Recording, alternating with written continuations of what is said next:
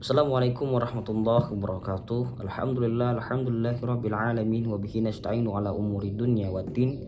Assalatu wassalamu ala asyrafil anbiya'i wal mursalin wa ala alihi wa ashabihi la nabiyyah wa la rasulahu ba'da ma ba'd. Yang terhormat kepada dosen pengampu mata kuliah kami Bapak Herpin Yoki Pradikta SHI MHI dengan mata kuliah Filsafat Hukum Islam di kelas kami HTNC semester 4.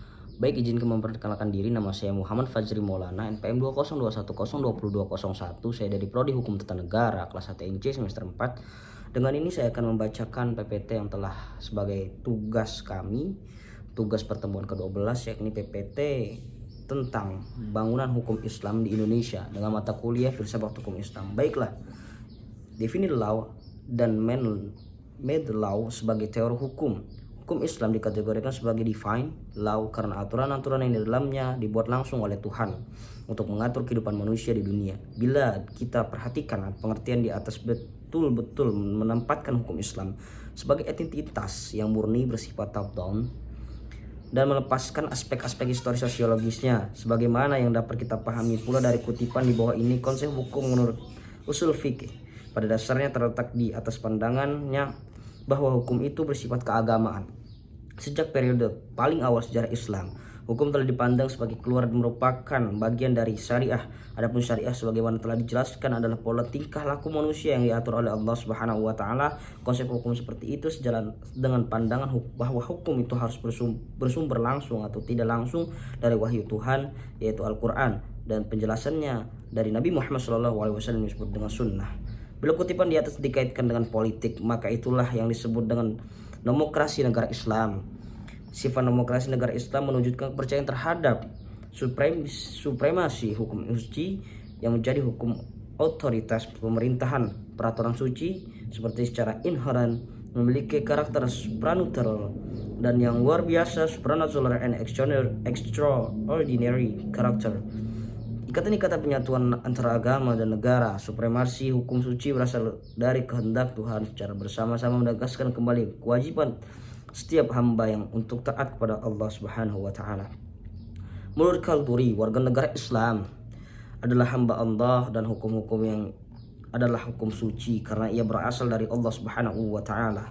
Pada kenyataan, hukum Islam merupakan perintah Tuhan karenanya bersifat mengikat sebagai sebuah cita-cita agama yang berbeda dengan hukum buatan manusia, man-made law, dan dianggap sebagai fenomena sosial yang tunduk pada kebutuhan manusia dan nilai-nilai. Karena itu alasan itulah hukum dalam pandangan pemikir-pemikir Islam, pemikir-pemikir Muslim, yang kenyataannya bukanlah sebagai implementasi dari kedua faktor tersebut, yakni sifat suci dan ikatan yang kuat dan tradisi-tradisi lama. Hukum Islam berkembang menjadi sebuah hukum yang statis yang bisa dianggap menjadi penghalang bagi terjadinya perubahan.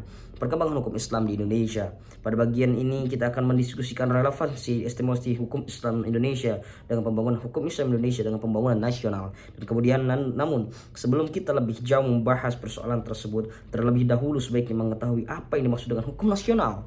Hukum nasional, mengapa kita membutuhkan hukum nasional dan bagaimana caranya kita mewujudkan hukum nasional tersebut. Melakukan penjelasan terhadap aspek-aspek itulah yang harus kita perhatikan, relevansi epistemologi hukum Islam dan pembangunan hukum nasional. Pembangunan hukum di Indonesia.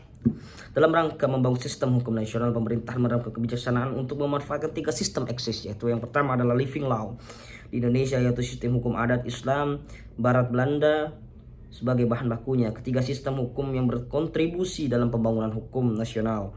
Tatanan hukum nasional Indonesia harus mengandung ciri yang pertama, berwawasan kebangsaan dan berwawasan Nusantara. Yang kedua, mampu mengkomunikasi kesadaran hukum kelompok etnis, kedaerahan, dan keyakinan agama. Yang ketiga, sejauh mungkin berbentuk tertulis dan terunifikasi. Yang keempat, bersifat rasional yang mencakup rasionalisme, efisiensi, rasionalisme kewajaran, rasional kaidah dan nilai.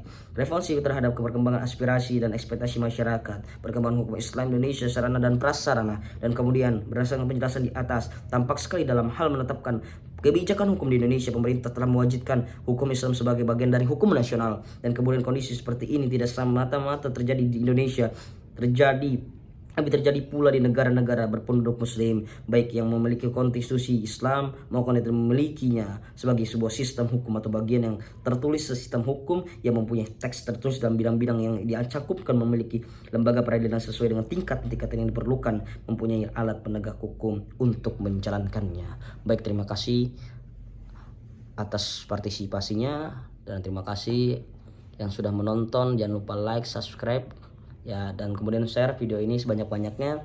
Baik, saya Muhammad Fajri Maulana. Terima kasih. Wassalamualaikum warahmatullahi wabarakatuh.